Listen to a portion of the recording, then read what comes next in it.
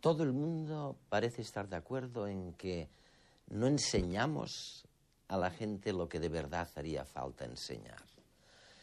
Tenemos las primeras claves. El que quiera saberlas, en redes, en los próximos minutos.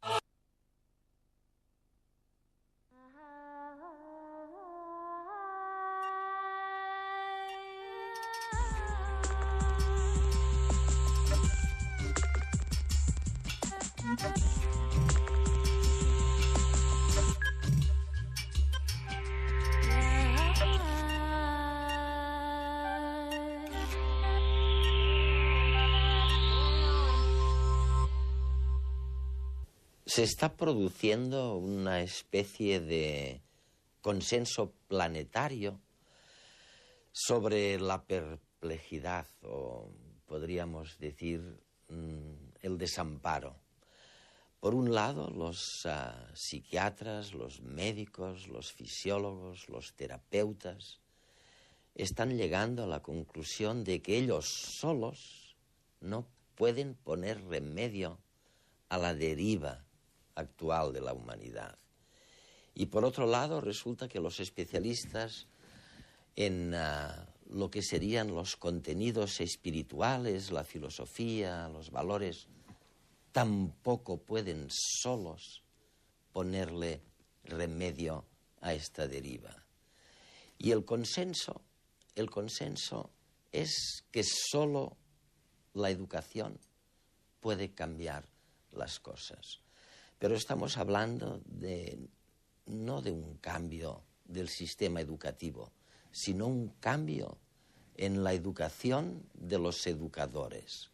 Y empezamos a tener, a través de este proceso de búsqueda, algunas claves que intuimos, como, por ejemplo, que hay que aprender aprendiendo, que hay que aprender a ser, es decir, a, dirigir mejor nuestras emociones y conocer mejor.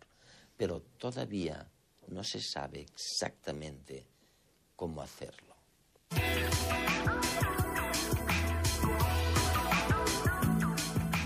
Claudio Naranjo es un conocido psiquiatra chileno, representante de las nuevas teorías gestálticas. Es un personaje relevante del movimiento humanista, pionero de la psicología transpersonal, y hoy nos hablará de cómo conocernos para poder crecer.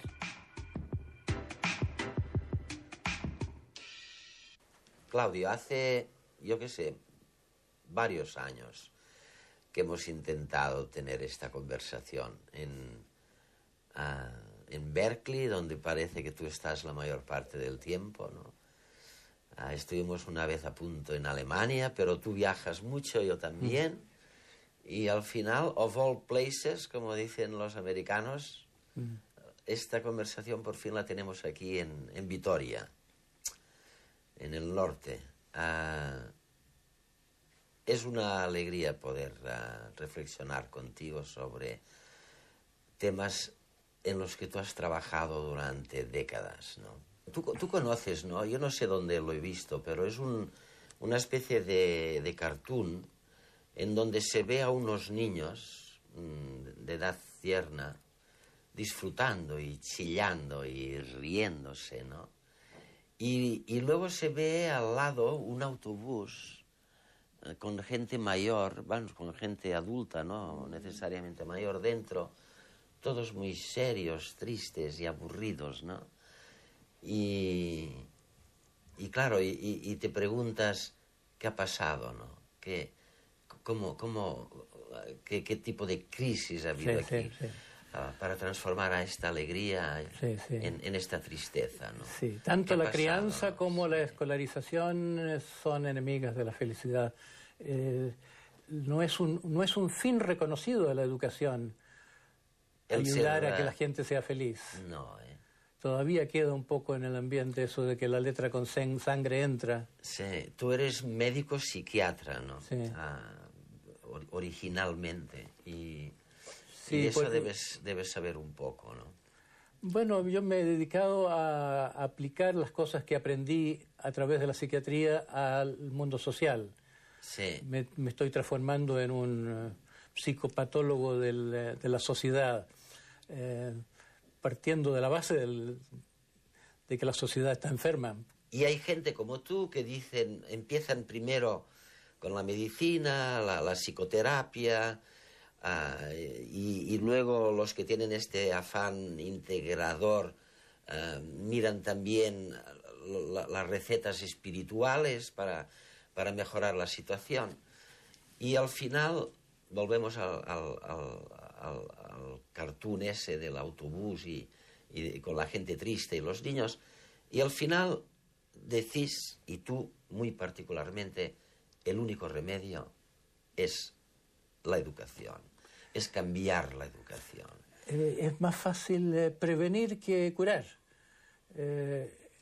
El adulto tiene que hacer esfuerzos muy grandes para cambiar. Para cambiar, para transformarse, para madurar, para sanar. No son tantos los llamados, pero los elegidos son menos. Digo que no son tantos los llamados porque cada vez son menos, yo creo. La gente parece que vive en gran conformidad. Antes había más una vocación. Me imagino que en el medioevo el deseo de ver a Dios era parte de la cultura, estaba más aprobado. Ahora, si uno está buscando algo que no da el mercado, si no da el mundo secular, si uno busca, uno es raro, es alguien que hay que darle tranquilizantes. No hay un término en la cultura que valide esa búsqueda de algo que no está en el espíritu de la época. Entonces, pero es nadar contracorriente, ya sea en los caminos espirituales o en el camino terapéutico. Muy difícil la cura. Pero unos pocos llegan, pero si queremos cambiar el mundo a través del cambio de la conciencia personal, yo creo que lo que tenemos a mano es el uso de la educación para algo diferente a lo que se está usando, porque se está usando para hacernos igualitos a los que vinieron antes. Está usándose la educación para socializar, que ese es el término más decente.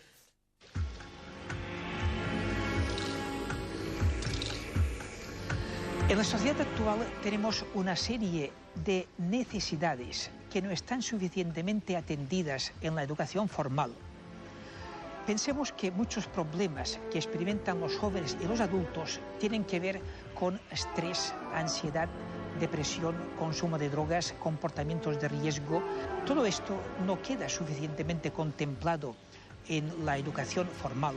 Y desde la educación emocional se pretende el desarrollo de competencias emocionales para prevenir todas estas situaciones.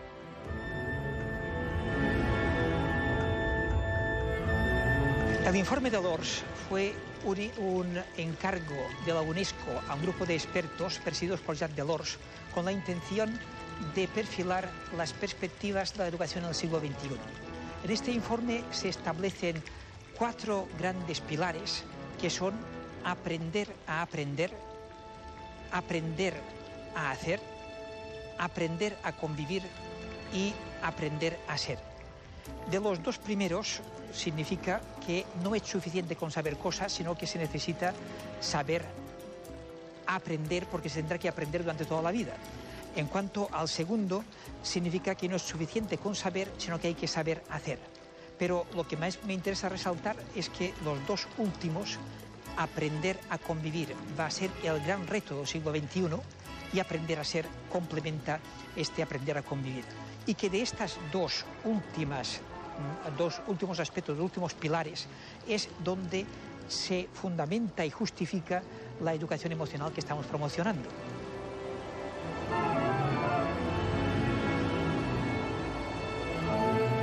La educación emocional es un proceso educativo que debería iniciarse en la educación infantil, prolongarse durante toda la primaria y secundaria, incluso la vida adulta, y tiene como objetivo el desarrollo de competencias emocionales. Estas competencias preparan al individuo para poder afrontar mejor los retos de la vida y tienen personal y social.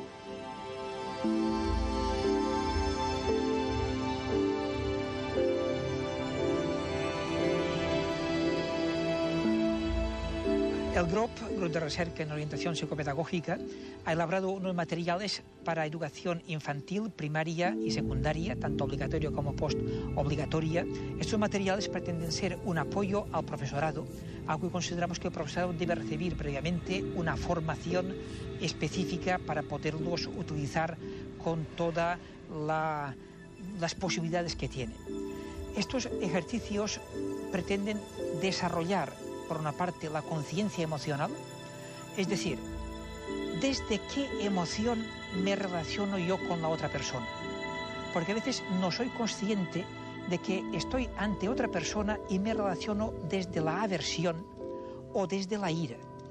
Y si mi emoción predominante es una emoción negativa, muy probablemente predisponga a que tengamos conflictos, malos entendidos y por lo tanto que la relación no sea fluida.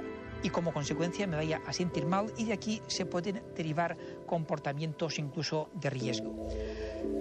Tomando conciencia de cuál es la emoción, el paso siguiente es la regulación emocional. Si yo tengo rabia, ¿cómo puedo regular apropiadamente esta emoción para que no derive en violencia, en agresividad? Sino que sea capaz de poner inteligencia entre los estímulos que he recibido, que me predisponen al ataque, pero procurar regularlos antes que se derive el comportamiento de riesgo. Así podemos pasar a mantener relaciones positivas con otras personas, a desarrollar la autonomía emocional, que es como una especie de inoculación de emociones contaminadas que están muy presentes en nuestra sociedad, y en último término, aprender a desarrollar, a gestionar de forma consciente el propio bienestar, que como señalamos es la finalidad de la educación emocional. Y hay una especie de gran paradoja, ¿no?, en el tema educativo, y es que ahora hay una especie de consenso, pocos te van a discutir lo que estás diciendo, Claudio, de que realmente prácticamente el único remedio es transformar el sistema educativo. Empezamos a tener, después de, porque yo os sigo la pista desde hace ya unos cuantos años, ¿no?, y empieza a haber un consenso también en algunos de los principios que deberían aplicarse en la transformación de esta educación, pero no sabemos muy bien cómo hincarle el diente. Por ejemplo, decimos una cosa que tú has dicho durante años: hay que ir a una educación integral, holística lo llamas a veces, ¿no? Oye, el Ministerio de Educación está de acuerdo con eso, pero no sabemos. Yo creo que no es solo cosa de no saber, es cosa de no darse cuenta entre la diferencia entre hablar y hacerlo. Justamente ayer un amigo me estaba diciendo que tiene su chiquito, no sé si tendrá 5 años o no, menos, en un colegio de monjas, y les dieron un gran discurso sobre la espontaneidad y sobre la libertad, la importancia de la libertad, de que la educación debe ser liberadora, y después sermones y sermones y disciplina, como si no hubiera conciencia de cuán lejos están de hacer una educación emancipatoria como la que en sus textos o en sus doctrinas afirman. Yo creo que eso pasa en muchas partes. Se habla de educación integral porque se le está dando un poquito de un barniz de algo, pero prácticamente no hay una educación de las emociones, una educación emocional que tendría que ser una educación que le abra las puertas a lo terapéutico, porque no se puede educar el corazón, como se dice desde Rousseau, sin hacerle caso al hecho que la gente llega ya dañada a la escuela. La gente llega gritona o llorona o rabiosa o malhumorada, porque es una peste que se transmite a través de las generaciones, va de padres a hijos, es un mal, como una plaga emocional que la educación tendría la posibilidad de detener. ¿Y esto lo puede enseñar a alguien que también está dañado? No, no. Por eso yo digo que no es cosa de formar formadores en la forma habitual académica, sino que hay que introducir un elemento nuevo que es transformar, que en parte es curar, pero también darle una dimensión de experiencia espiritual, aunque es una palabra muy polémica esto, a los educadores. Ayudar a la transformación de los educadores para que los educadores puedan contactar con su bienestar, con su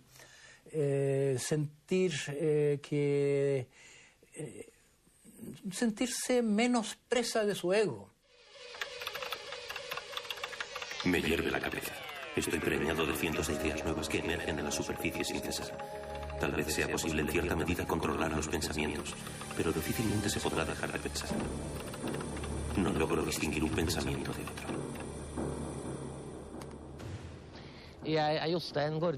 Me llamo Jostein Gaarder. Soy un ciudadano del planeta Tierra y un habitante del universo. En cierto modo, mi vida empezó hace 14.000 millones de años, cuando se inició el Big Bang. Forma parte de mi identidad. Pertenezco a la naturaleza. Soy un primate, soy un vertebrado. Por eso me interesa la ciencia. La mayor parte del tiempo el mundo está dormido. Solo de tarde en tarde el mundo se frota los ojos para librarse del sueño y despertar consciente de sí mismo. ¿Quién soy yo?, pregunta el mundo. ¿De dónde vengo? Yo definiría la educación como la búsqueda para intentar comprender más sobre la vida.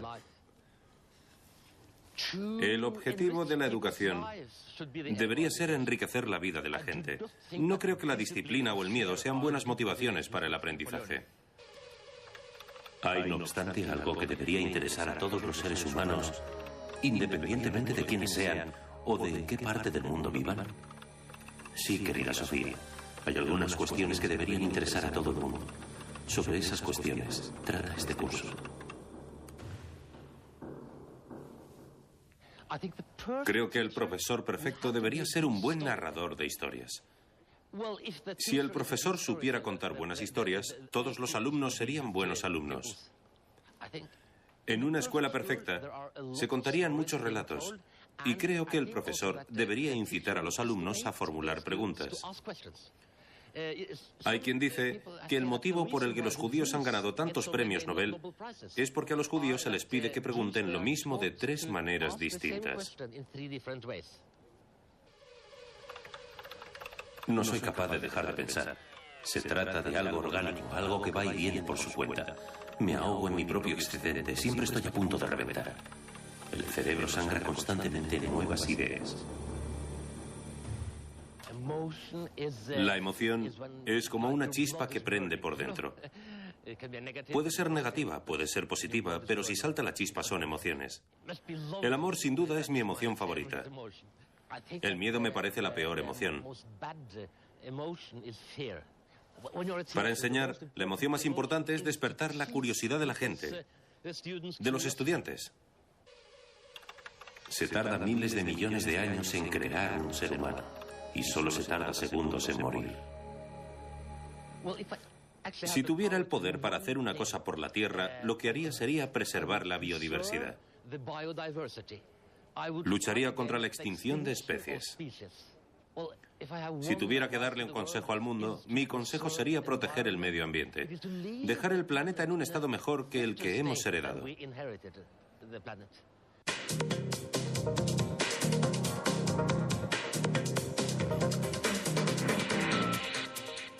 La pregunta que me hago es la de ¿dónde están los límites de la mente humana? O también se podría decir, ¿cuáles son las posibilidades de la mente humana? Esta pregunta, digámoslo así, ha sido respondida de una forma muy diferente en Oriente y en Occidente.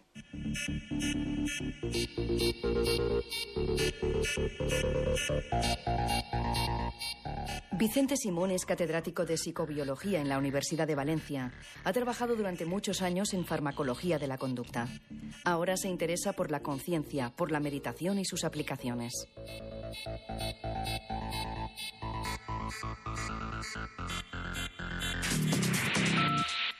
Las tradiciones filosóficas orientales, las tradiciones que se llaman meditativas, han llegado a Occidente y han encontrado un terreno abonado, han encontrado el interés del público en general y también de los científicos en particular.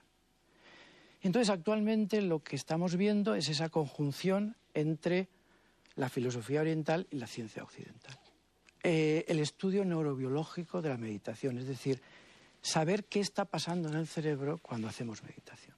Eso es una de las direcciones que existen actualmente en la ciencia occidental, que está dando frutos muy interesantes. Otro segundo terreno es la psicoterapia, aplicaciones de la meditación en la psicoterapia, en el tratamiento de diversos trastornos mentales o disfunciones mentales, como por ejemplo la ansiedad, la depresión. Y un tercer terreno sería el tratamiento de otras patologías más psicosomáticas, como el estrés, la psoriasis. Bueno, la meditación evidentemente es un entrenamiento de la mente y por tanto sería una formación de la mente. Lo que pasa es que la práctica es difícil de hacer eso, es decir, es difícil de llevar hasta las escuelas, pues, digamos, técnicas de meditación o promover en las escuelas técnicas de meditación. Bien, la palabra escogida es la de meditación. ¿Qué es la meditación? Bueno, yo quisiera quizás aportar aquí una metáfora con la cual nos podemos meter un poco en el tema. La metáfora es la metáfora de la lente. Igual que vemos las cosas a través de una lente, vemos la realidad a través de algo que es nuestra propia mente. Entonces, igual que si cambiamos la lente, cambiamos la realidad, cambiamos la percepción de la realidad, si transformamos nuestra mente, transformamos también la realidad que vivimos. Y en realidad la meditación no es otra cosa sino que una serie de ejercicios para transformar la mente, para llevar la mente a otro nivel de conciencia. En eso consiste esencialmente la meditación. Y en realidad consiste de muchísimas técnicas muy diferentes y que no tenemos tiempo de especificar aquí, por supuesto. Pero fundamentalmente lo que se busca con la meditación es lograr un cambio de la mente, un cambio de la conciencia. El cojín de la meditación nos recuerda una cosa, que es que hay que adoptar una postura concreta en la meditación. Y esa postura concreta nos habla del cuerpo.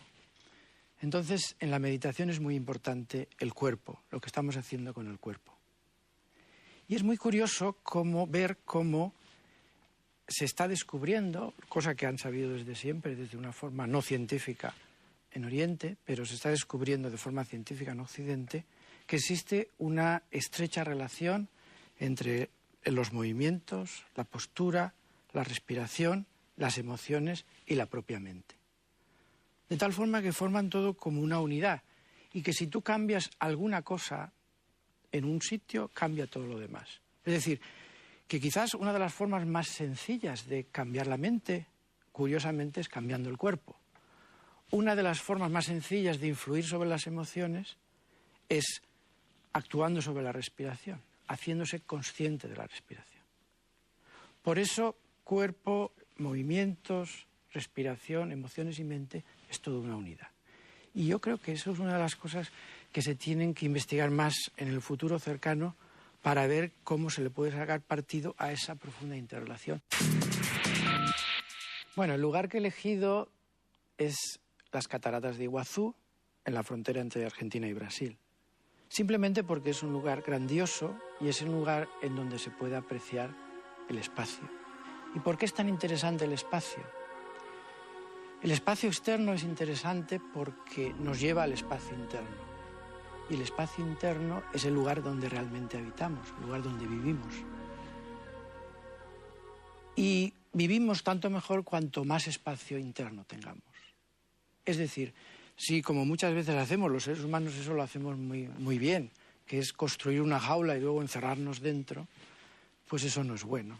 Es decir, nosotros vivimos bien cuando tenemos espacio, pero el espacio en el fondo nos lo montamos nosotros, el espacio nos lo hacemos nosotros. O sea, tenemos que identificarnos con el espacio. Es bueno cuando nos identificamos con el espacio y creamos espacio y somos realmente espacio. O sea, el ser espacio nos da apertura, nos da tranquilidad y esa sensación, digamos, de respirar hondo que tenemos cuando nos encontramos libres, no cuando nos encontramos encerrados entre cuatro paredes. He escogido dos libros, ambos relacionados con mi historia personal. El primero es el Tao Te Ching, que es un libro que data desde hace 2.400 o 2.500 años, no se sabe exactamente de cuándo. Se dice que lo escribió un sabio taoísta que se llama Lao Tzu, cuya existencia se duda, pero en principio se le atribuye a este hombre. Presenta la realidad como vista por una conciencia diferente a la nuestra. Y lo fascinante del libro para los occidentales es que tiene la virtud de transformarnos o de permitirnos casi de un salto entrar en esa conciencia tan diferente a la nuestra y ver la realidad con otros ojos, una realidad diferente. He traído, por así decirlo, otro libro que es un libro actual, un libro más bien práctico, metodológico, que es el libro que se llama Maravillas de la mente natural, de un maestro tibetano, al que considero mi maestro, que se llama Tenzin Wangyal, y que en realidad nos expone diversas técnicas de meditación con las que se puede modificar la conciencia. Es un libro más práctico, es un libro, dentro de su dificultad, es un libro con el que se puede empezar a practicar. El rayo de luz, o la luz en general, es un símbolo de la conciencia. Y la conciencia es una capacidad que en realidad apareció a lo largo de la escala filogenética en los animales, pero que en la especie humana tiene unas características muy especiales, porque somos capaces de ser conscientes no solo de lo que está pasando, sino también de ser conscientes de nuestra propia mente. Ahora bien, ¿cómo relacionamos esto con la meditación? En la meditación lo que se hace a lo largo del tiempo es irse concentrando no en los objetos que estamos percibiendo, sino en la propia luz que ilumina esos objetos, es decir, en la propia conciencia. Es decir, tenemos el espacio, la luz, y nuestra atención se va dirigiendo cada vez más a la propia luz, es decir, a la propia conciencia.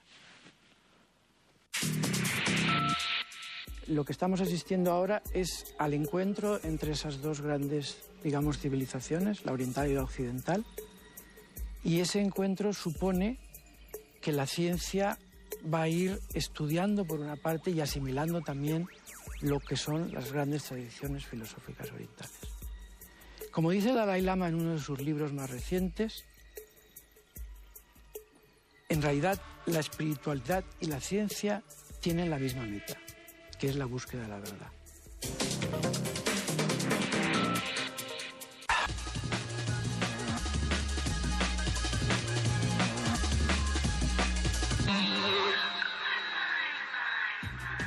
Como si de una operación de cadera a escala molecular se tratase, científicos suecos han sustituido las proteínas aminoácidos naturales por otros sintéticos. El hallazgo permite diseñar moléculas con aplicaciones médicas concretas. Existen 20 aminoácidos naturales que son los ladrillos con los que se construyen todas las proteínas. Según la combinación de aminoácidos, la estructura y la función de la proteína resultante cambian.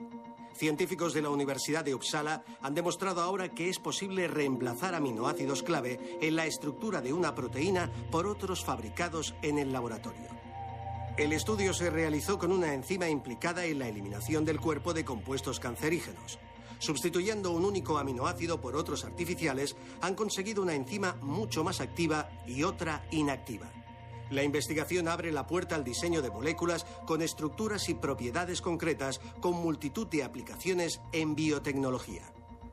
Los insectos gigantes se asocian a la ciencia ficción. Un estudio reciente asegura que también podrían existir en la naturaleza si la proporción de oxígeno en el aire fuese mayor. Hace 300 millones de años, la envergadura de una libélula podía sobrepasar los 60 centímetros. Un hecho que un equipo de científicos de Arizona atribuye a la concentración de oxígeno en el aire, que era de un 35% frente al 21% actual. A diferencia de los seres humanos, que utilizamos la sangre para transportar el oxígeno, los insectos lo absorben por múltiples orificios y lo transportan mediante un sistema traqueal que se extiende por todo el cuerpo. Su extensión es proporcional al tamaño del animal, pero se ve limitada en el punto de unión entre su cuerpo y sus patas, lo que limita también el suministro de aire. Una atmósfera rica en oxígeno puede compensar esta limitación y permitir que alcancen mayores dimensiones, como ocurrió en el Paleolítico. ¿Te gustaría saber cuánto tiempo puedes exponerte al sol sin sufrir quemaduras? Existe un servicio que ofrece esta información. Lo único que necesitas es un teléfono móvil. Se llama Happy Sun y permite conocer en tiempo real la intensidad de los rayos ultravioleta, la temperatura del mar y la transparencia de sus aguas. Una información útil para submarinistas y turistas que deseen disfrutar de un día de playa. Todos los datos los recopilan los satélites Envisat y Meteosat y se pueden recibir en forma de SMS o vía Internet. El servicio se puede personalizar en función del tipo de piel y el lugar geográfico. Por el momento, solo está disponible en Italia, pero cuenta con el apoyo de la Agencia Espacial Europea para extenderlo a otros países. La iniciativa ha sido bien acogida por los médicos, ya que puede ayudar a prevenir el cáncer de piel, que provoca 60.000 muertes al año, según la Organización Mundial de la Salud. Los científicos están decididos a desenmascarar todos los misterios del universo. Un proyecto internacional liderado por el Instituto Max Planck de Astronomía se ha propuesto realizar una película del cosmos. Astrónomos de todo el mundo han formado un consorcio que explotará un nuevo y potente telescopio instalado en Haleakala, en Hawái. El telescopio estará en funcionamiento en 2007. Entonces observará de forma repetida gran parte del cielo, creando un mapa en colores y la primera película digital del cielo. En el film se podrán observar los cambios que tienen lugar en el cielo con el paso del tiempo. El consorcio llamado Pan-STARRS 1 utilizará el telescopio para descubrir miles de millones de nuevas estrellas, planetas, galaxias y objetos del sistema solar, incluyendo potenciales asteroides asesinos que amenacen a la Tierra. Producirá también el mapa más extenso en 3 dimensiones del universo que se haya realizado hasta ahora.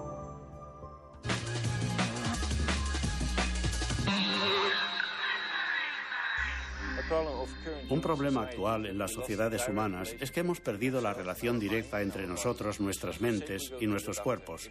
Si estamos enfermos, llamamos al médico. Si sentimos dolor, tomamos calmantes.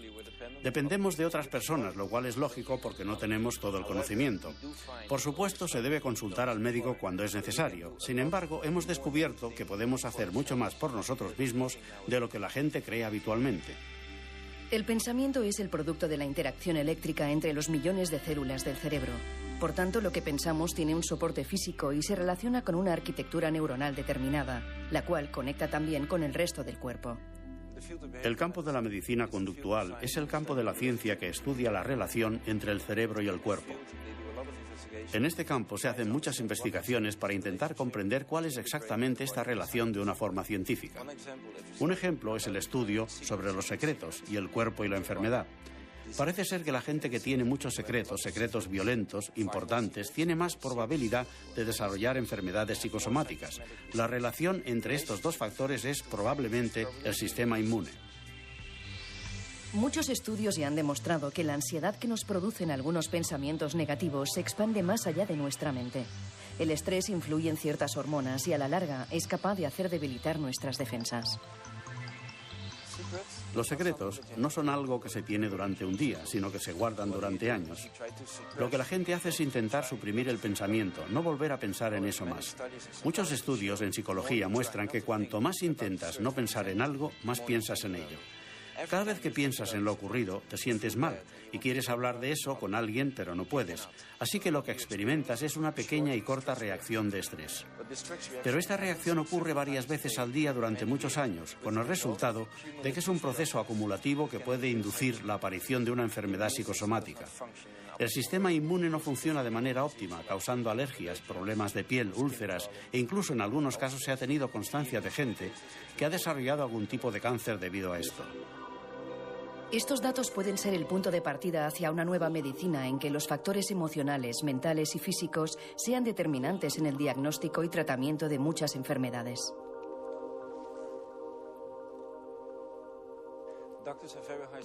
Los médicos tienen mucho éxito cuando tratan a los pacientes. Sin embargo, al cabo de, por ejemplo, 20 años, muchos pacientes vuelven con el mismo problema. ¿Cómo es eso posible? ¿Es que el médico no curó realmente al paciente? Creemos que el médico sí curó al paciente, pero no tomó en cuenta su personalidad. Si alguien, por ejemplo, tiene mucha ansiedad y desarrolla un cáncer, puede que se cure, pero que en 20 años vuelva con el mismo problema, porque la ansiedad todavía existirá e incluso que haya aumentado debido a la enfermedad. Lo que creemos es que los médicos deberían trabajar junto con los psicólogos para ver cómo es una persona, cuál es su personalidad, cuáles son los problemas relacionados con ese tipo de personalidad y ver si se puede, de alguna manera, adaptar la persona a sus propias características. Así que un mensaje muy importante es que debes conocerte a ti mismo. Y si te conoces bien y aceptas cómo eres, puedes trabajar tanto tus problemas personales como psicológicos. Desde esta perspectiva en que nuestro bienestar físico está influenciado por cómo somos y cómo nos sentimos, aparecen nuevas terapias psicológicas alternativas. Muchas de ellas toman en consideración un concepto de salud integral, en el que la ausencia de enfermedad no se limita a algo físico, sino también emocional. Una forma que tenemos de trabajar con las personas es a partir de las imágenes significativas que ellas han tenido y que de alguna manera les han dejado traumatizadas o bloqueadas en su proceso natural y saludable. Las imágenes significativas se quedan archivadas incluyendo tres grandes áreas. Una que es la emoción de lo vivido, otra que es la imagen como algo gráfico, una fotografía gráfica, y otro aspecto que es el significado que ha tenido esa experiencia.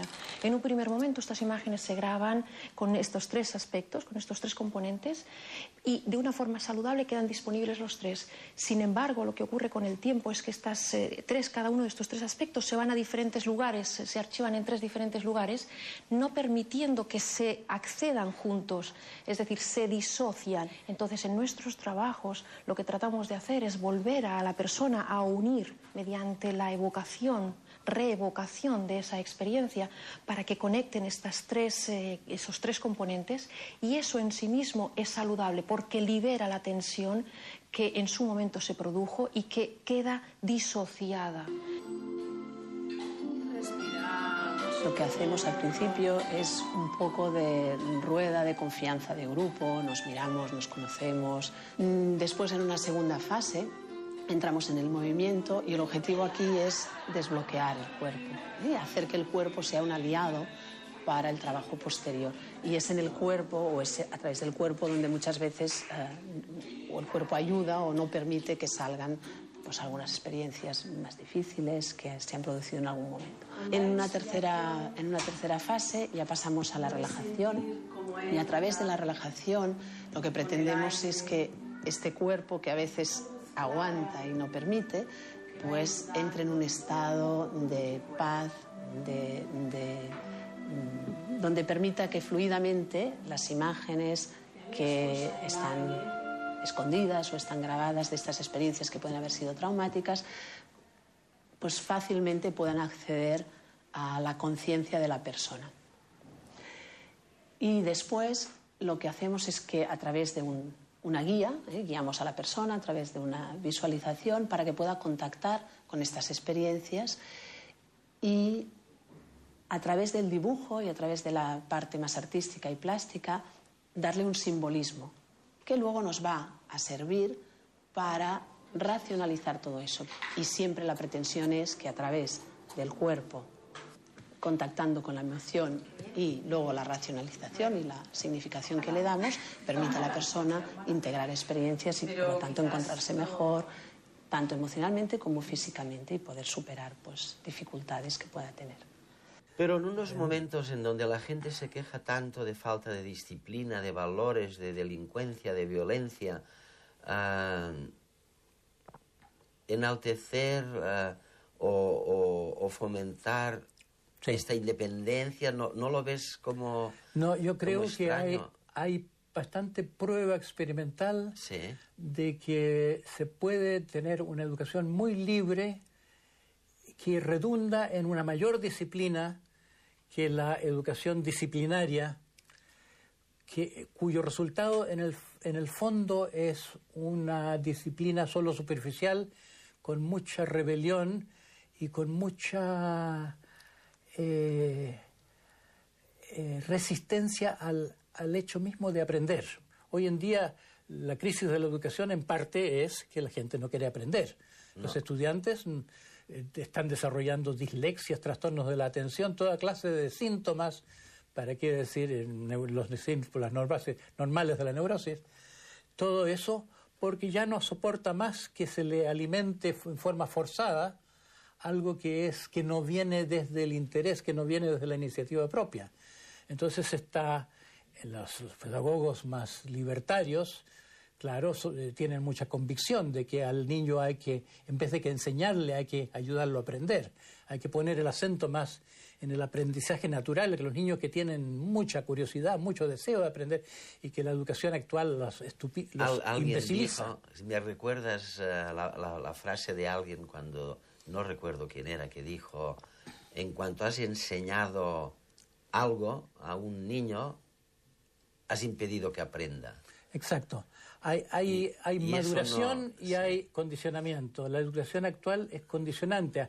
Hay que aprender, hay que pasar exámenes, si no tienes la pena de que tal vez no vas a tener trabajo, no vas a ser aceptable, pero no vas a tener estatus. ¿Cómo sabes de eso, Claudio? Entonces, sabes? Las cosas que se aprenden a presión se olvidan muy pronto. Las escuelas están enseñando a pasar exámenes, no están enseñando a vivir, no están enseñando ni siquiera a un desempeño de mayor eficiencia. Hay muy poca correlación entre notas escolares y rendimientos más adelante en las realidades de la vida. Entonces, es un desperdicio de la educación, y yo digo que es un fraude. Yo digo que llamar educación a algo que es transmisión de información y transformación y transmisión forzada de información es un muy mal uso de una palabra. Pero, Claudio, ¿ves la dificultad, ¿no?, de conciliar esto en lo que estaríamos seguramente todos de acuerdo si alguien dice cuán despótica es la enseñanza frente a la libertad y al respeto del niño, pero por otro tenemos la delincuencia y la violencia y el bullying en las escuelas y la gente que te dice no, se han olvidado del despotismo y de la disciplina. Hay el miedo a la libertad. Sí. Y yo digo que es un miedo irracional que comprobadamente hay pruebas tanto en el mundo terapéutico como en el mundo educacional. En el mundo terapéutico, el proceso cuando funciona la psicoterapia, cuando una persona llega a sentirse menos agobiada por su rabia o por su vanidad y por su necesidad de ser reconocido y por todos esos lastres, cuando una persona llega a eso, eso va acoplado a descubrir que puede ser más libre y que es como si la persona, independientemente cuál sea la escuela de la terapia, aprende a conocer sus deseos más y a respetarlos más y a darse cuenta que no necesita vivir con un policía interior tan severo como la vida colectiva nos ha inculcado a través de las generaciones. Las personas que sanan son las personas que se liberan de su policía y viven su libertad en forma productiva y socialmente útil. Según Deepak Chopra, pionero de la medicina integral, se pueden educar las habilidades emocionales y mejorar así la salud. ¿Qué hacemos al sentirnos amenazados? Según los psicólogos, la mayoría de personas paraliza su desarrollo emocional alrededor de los 8 años, lo que significa que en una situación amenazante intentamos controlar la situación a través del enfado, la hostilidad y la intimidación, o a través de la tozudez, o tirando la toalla, o haciéndonos las víctimas o siendo extremadamente manipuladores. ¿Qué es ser emocionalmente inteligente? La verdadera inteligencia emocional consiste en la capacidad de entrar en contacto con las emociones propias y también con las emociones de los demás. Y también consiste en la capacidad de gestionar la relación. No solo las propias emociones, sino la relación con toda su complejidad. ¿Qué podemos hacer para mejorar nuestra inteligencia emocional? Hoy en día contamos con buenos libros y artículos sobre cómo se puede conseguir eso, cómo podemos conectar con las emociones, presenciarlas, expresarlas, compartirlas, liberarlas, cómo podemos comunicarnos con los demás de un modo que no genere toxicidad en la relación o las emociones. Pero es una respuesta que requiere aprendizaje, y muy poca gente dedica tiempo a aprenderlo. ¿Qué papel desempeñan las emociones en nuestra vida cotidiana? Las emociones tienen una función biológica. El miedo existe porque en una situación de amenaza nos permite huir de esa amenaza. La ira existe porque nos permite luchar contra un depredador. Los celos existen porque protegen al animal de la pérdida de oportunidades reproductivas. Y lo mismo sucede con todas las emociones. El asco es la repugnancia hacia la comida que se está pudriendo, etc. Todas las emociones tienen motivos biológicos y todas tienen que ver con la supervivencia. ¿Pueden las emociones jugarnos malas pasadas? Algunas de estas emociones, si surgen en situaciones inadecuadas, pueden ser peligrosas. Si se activa una respuesta de pelea o miedo o ira de un modo inadecuado, eso puede causar estragos en nuestro sistema, un caos fisiológico. ¿Pueden las emociones llegar a curarnos? El amor y la compasión son emociones curativas porque a través del intercambio de este sentimiento que llamamos amor, nos regulamos los unos a los otros. Regulamos el sistema nervioso autónomo, el sistema endocrino y, de nuevo, la homeostasis. Ha quedado demostrado que cuando una persona tiene un vínculo emocional al que recurrir ante la amenaza de una enfermedad, el intercambio de esa energía emocional crea ciclos de retroalimentación que suscitan la respuesta creativa. De modo que el amor es una emoción realmente curativa. ¿Y por qué hablas tanto del amor? Porque yo creo que es la raíz de la virtud. La virtud es una palabra malgastada porque se fue tomada por el autoritarismo del sistema. Fue tomada por lo que yo llamo la mente patriarcal.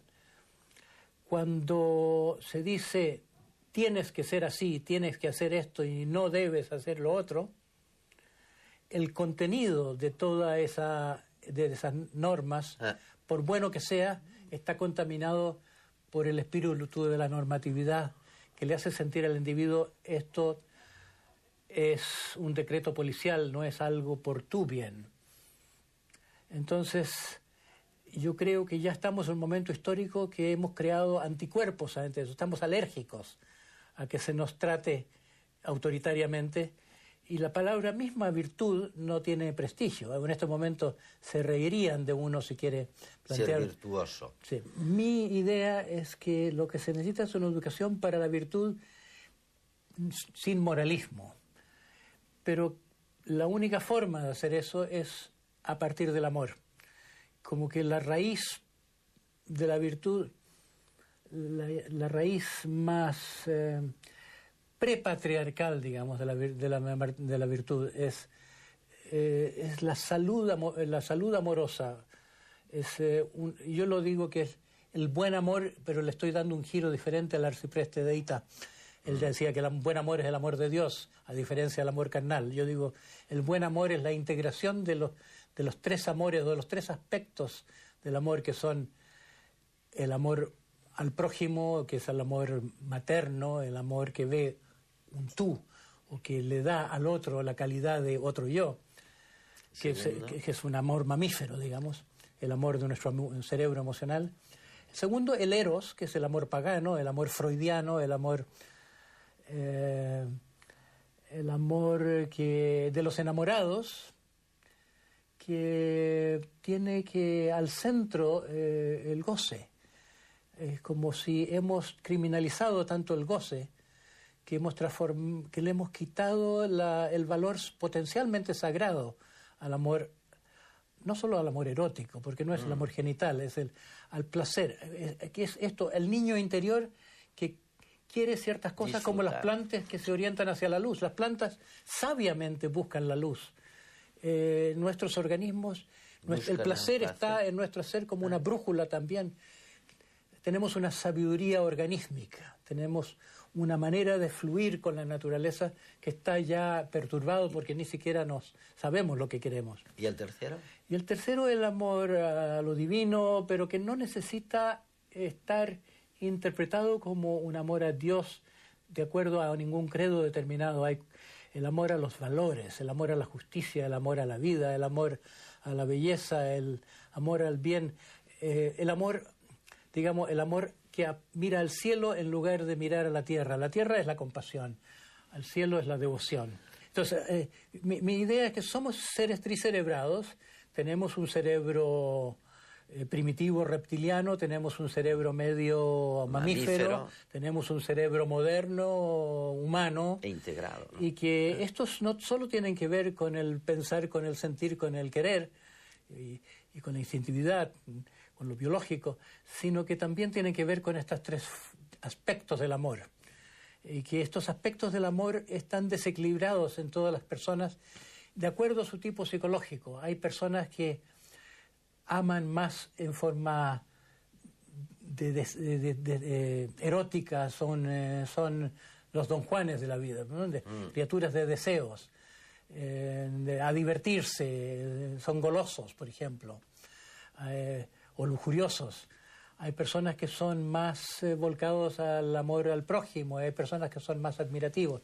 Pero si cualquiera de estos falta la plenitud de la persona y hay una insatisfacción con la que se paga eso. Si una persona es demasiado narcisista, por ejemplo, quiere ser demasiado importante, no se inclinará suficientemente como para, no digo solo respetar a los valores de otros, sino para que abrirle paso a la belleza del mundo. El mundo se hace grande solo cuando nosotros tenemos esta capacidad de respeto. Entonces, yo digo que si quisiéramos tener una educación para ser estricerebrados, una parte muy importante de eso sería no solo lo holístico en cuanto a el pensar, sentir y querer, sino holístico en sentido de estos tres amores que constituyen la virtud. Que la persona es virtuosa cuando tiene estos tres aspectos esenciales del ser humano, que son la capacidad orgánica del placer, que ya de la célula lo tiene, pero que la persona lo tiene a nivel psíquico, en ese principio del placer, como decía Freud, el principio solidario, el principio empático que tenemos naturalmente, si es que no nos lo quita la vida al hacernos egoístas, la neurosis, digamos, y esta capacidad de respeto, que también es lo que hace el aprendizaje. Aprendemos porque imitamos a los grandes, aprendemos el lenguaje porque imitamos, tenemos un mandato biológico de incorporar aquello que se nos hace admirable porque lo hacen los mayores. El conocimiento científico aumenta de manera exponencial. Cada vez sabemos más sobre el macro y el microcosmos. Pero tras cada descubrimiento se abren nuevas preguntas. La ciencia trata sobre lo que no sabemos e intentamos aprender. El concurso SMART de esta temporada plantea la siguiente cuestión. ¿Crees que hay una pregunta científica que nunca tendrá respuesta? Nos gustaría saber cuál es esa pregunta y por qué crees que nunca tendrá una respuesta. Envía tu texto a la nueva dirección del concurso: concursosmart@smartplanet.es. Tienes tiempo hasta finales de este año. Esta novena edición del concurso, el concurso SMART, está patrocinado por Smart Planet.